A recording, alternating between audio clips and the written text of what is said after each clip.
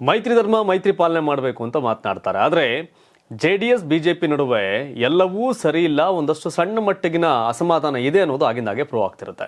ಚನ್ನಪಟ್ಟಣ ಉಪಚುನಾವಣೆಗೆ ಈಗಾಗಲೇ Yogeshwar versus Kumaraswamy, Yogeshwar versus Nikhil Kumaraswamy, Yogeshwar versus Jayamuttu, ಈ ರೀತಿಯ ವರ್ಸಸ್ ಕಾಳಗ. ಯಾಕೆಂದರೆ ಮೈತ್ರಿ ವರ್ಸಸ್ ಕಾಂಗ್ರೆಸ್ ಫೈಟ್ ಆಗಬೇಕಾಯಿತು, ಚನ್ನಪಟ್ಟಣ ಆಗ್ತಿಲ್ಲ. ಈಗ ಮತ್ತೊಂದು ಕಡೆ ಮೈಸೂರು ಜಿಲ್ಲೆಯ HD ಕೋಟೆ ವಿಧಾನಸಭಾ ಕ್ಷೇತ್ರ ವ್ಯಾಪ್ತಿಯ ಸರ್ಗೂರು ಪಟ್ಟಣ ಪಂಚಾಯಿತಿ ಎಲ್ಲ ಸ್ಥಳೀಯ ಸಂಸ್ಥೆಯಲ್ಲಿ ಕೂಡ JDS ಬಿಜೆಪಿ ಅಧಿಕಾರವನ್ನು ಹಂಚ್ಕೋಬೇಕು, ಅಧಿಕಾರ ಸಿಗೋ ಕಡೆ ಪಡ್ಕೋಬೇಕು ಅನ್ನೋ ದಾಟಿಯ ಸಿದ್ಧಾಂತವನ್ನು ಇಬ್ಬರು ಕೂಡ JDS ಬಿಜೆಪಿಯವರು ಇಟ್ಕೊಂಡಿದ್ದಾರೆ. ಆದರೆ HD ಕೋಟೆ ವಿಧಾನಸಭಾ ಕ್ಷೇತ್ರ ವ್ಯಾಪ್ತಿಯಲ್ಲಿ ಮಾತ್ರ JDS ವರ್ಸಸ್ ಬಿಜೆಪಿ ಫೈಟ್ ಆಯಿತು.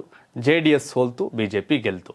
ಹೌದು, ಸರ್ಗೂರು ಪಟ್ಟಣ ಪಂಚಾಯಿತಿಯಲ್ಲಿ 13 ಸದಸ್ಯ ಬಲ, ಒಬ್ಬರು ಸದಸ್ಯರು ತೀರ್ಕೊಂಡಿದ್ದಾರೆ. ಇನ್ನು 12 ಮಂದಿನಲ್ಲಿ 6 ಬಿಜೆಪಿ, ಇನ್ನು 2 JDS, 3 ಕಾಂಗ್ರೆಸ್ ಮತ್ತು 1 ಇತರೆ. ಹೀಗಾಗಿ ಕಾಂಗ್ರೆಸ್ ಚುನಾವಣೆ ಗೆಲ್ಲಿಗೆ ಸಾಧ್ಯ ಇಲ್ಲ ಅಂತ ಅಖಾಡದಿಂದ ಹಿಂದೆ ಉಳಿತು. ಸೊ ಅವಿರೋಧವಾಗಿ ಅಧ್ಯಕ್ಷರು ಬಿಜೆಪಿಯವರು, ಉಪಾಧ್ಯಕ್ಷರು JDS ಅವರು ಆಯ್ಕೆ ಲೆಕ್ಕಾಚಾರದಲ್ಲಿ ಆಗುತ್ತೆ ಅಂತ ಈ ಬೆಂಗಳೂರಿನ ಮೈತ್ರಿ ಲೆಕ್ಕಾಚಾರದಲ್ಲಿ ಇದ್ರು. ಆದರೆ JDS ಬಿಜೆಪಿ ವಿರುದ್ಧ ಸ್ಪರ್ಧೆ ಮಾಡ್ತು, JDS ಸೋಲ್ತು, ಬಿಜೆಪಿ ಗೆಲ್ತು. ಇನ್ನು ಬಿಜೆಪಿ ಪರಾಜಿತ ಅಭ್ಯರ್ಥಿ ವಿಧಾನಸಭೆ ಚುನಾವಣೆಯಲ್ಲಿ ಕೃಷ್ಣ ನಾಯಕ ಬಿಜೆಪಿ ಗೆಲುವಲ್ಲಿ ಪ್ರಮುಖ ಪಾತ್ರವನ್ನು ವಹಿಸಿದ್ರು. ಬಿಜೆಪಿ ಸರ್ಗೂರು ಪಟ್ಟಣ ಪಂಚಾಯಿತಿಯನ್ನು ವಶಕ್ಕೆ ಪಡೆದುಕೊಳ್ತು. ಅಧ್ಯಕ್ಷ ಮತ್ತು ಉಪಾಧ್ಯಕ್ಷ 2 ಸ್ಥಾನಗಳು ಬಿಜೆಪಿ ಪಾಲಾಯಿತು. ಇನ್ನು ಚನ್ನಪಟ್ಟಣ ವಿಷಯಕ್ಕೆ ನಾನು ಆಗಲೇ ಹೇಳ್ತಾ ಇದ್ದೆ, ಚನ್ನಪಟ್ಟಣದಲ್ಲೂ ಕೂಡ ಈಗ ಬೈ ಎಲೆಕ್ಷನ್ ಕೆಲವೇ ದಿನಗಳಲ್ಲಿ ಘೋಷಣೆ ಆಗುತ್ತೆ. ಆಗ ಈಗಾಗಲೇ ಯೋಗೇಶ್ವರನಿಗೆ ಟಿಕೆಟ್ ಬೇಕು, JDS ಇಂದ ಟಿಕೆಟ್ ಕೊಟ್ಟರು ಸರಿ ಅಂತ ಕೇಳ್ತಾ ಇದ್ದಾರೆ. ಆದರೆ ಸಾಮಾನ್ಯ ಕಾರ್ಯಕರ್ತನ ಕೊಟ್ಟರು ಕೊಡ್ತೀವಿ, ಯೋಗೇಶ್ವರ್ ಕೊಡಲ್ಲ ಅಂತ HD ಕುಮಾರಸ್ವಾಮಿ ಅವರು ನಿಲುವು. ಹೀಗಾಗಿ ಮೇಲ್ಮಟ್ಟದಲ್ಲಿ, ರಾಜ್ಯ ಮಟ್ಟದಲ್ಲಿ JDS ಬಿಜೆಪಿ ಮೈತ್ರಿ ಆಗಿದ್ರು ಕೂಡ ಸ್ಥಳೀಯವಾಗಿ ಕಾರ್ಯಕರ್ತರು ಒಂದಾಗಲಿಕ್ಕೆ ಕಷ್ಟ ಆಗ್ತಿದೆ, ನಾಯಕರು ಒಂದಾಗಲಿಕ್ಕೆ ಕಷ್ಟ ಆಗ್ತಿದೆ. ಬಿಕಾಸ್ ಆಫ್ ಅಧಿಕಾರ ಇಂಪಾರ್ಟೆಂಟ್. ಒಬ್ಬ ವ್ಯಕ್ತಿ ಮುಂದೆ ಬಂದು ನಿನಗೆ ಮೈತ್ರಿ ಇಂಪಾರ್ಟೆಂಟೇ, ಟಿಕೆಟ್ ಇಂಪಾರ್ಟೆಂಟ್ ಅಂದರೆ ಟಿಕೆಟ್ ಅಂತಲೇ ಕೇಳ್ತಾರೆ. ನೀನು MLA ಆಗಬೇಕಾ, ಮೈತ್ರಿ ಪಾಲನೆ ಮಾಡ್ತೀಯಾ ಅಂತಂದರೆ ಟಿಕೆಟ್ ಸಿಗೋದವ್ರು ಓಕೆ ಅಂತಾರೆ, ಇಲ್ಲ ಅಂತಾರೆ ಮೈತ್ರಿ ಪಾಲನೆ ಮಾಡಲ್ಲ ಅಂತಾರೆ. ಸೊ ಈ ಸನ್ನಿವೇಶ ಚನ್ನಪಟ್ಟಣದಲ್ಲಾಗಿದೆ, HD ಕೋಟೆ ವಿಧಾನಸಭಾ ಕ್ಷೇತ್ರ ವ್ಯಾಪ್ತಿಯಲ್ಲಿ. ಮುಂದೆ ಅದೇ ಕತೆ. ಈಗ ಅಲ್ಲಿ ಕಾಂಗ್ರೆಸ್ನ ಅನಿಲ್ ಚಿಕ್ಕಮಾದು ಗೆದ್ದಿದ್ದಾರೆ, JDSನ ಜಯಪ್ರಕಾಶ್ ಹಾಗೆ ಬಿಜೆಪಿ ಕೃಷ್ಣ ನಾಯಕ್ ಅವರಿಬ್ಬರ ಕಿತ್ತಾಡ್ತಲ್ಲ ಅನಿಲ್ ವಿಧಾನಸಭೆ ಮೆಟ್ಲತ್ತಿದ್ರು. ಮುಂದೆ ಈಗ JDS ಬಿಜೆಪಿ ಮೈತ್ರಿ ಆಗಿದೆ.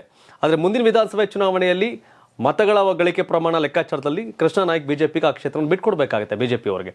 ಬಟ್ ಬಿಟ್ಕೊಡ್ತಾರಾ?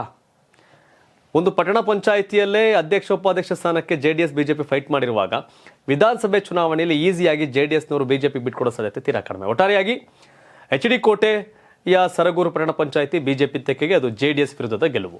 ಇನ್ನು ಚನ್ನಪಟ್ಟಣ ಬೈ ಎಲೆಕ್ಷನ್ ಏನಾಗುತ್ತೆ, ಎತ್ತಾಗುತ್ತೆ ಅಂತ ಕಾದು ನೋಡಬೇಕು. ಯಾಕೆಂದರೆ ಒಂದು ಕಡೆ ಮೂಡ ಪ್ರಕರಣವನ್ನು ಇಟ್ಕೊಂಡು JDS ಬಿಜೆಪಿಯವರು ಕಾಂಗ್ರೆಸ್ ವಿರುದ್ಧ ಹೋರಾಟವನ್ನು ಮಾಡ್ತಾ ಇದ್ದಾರೆ.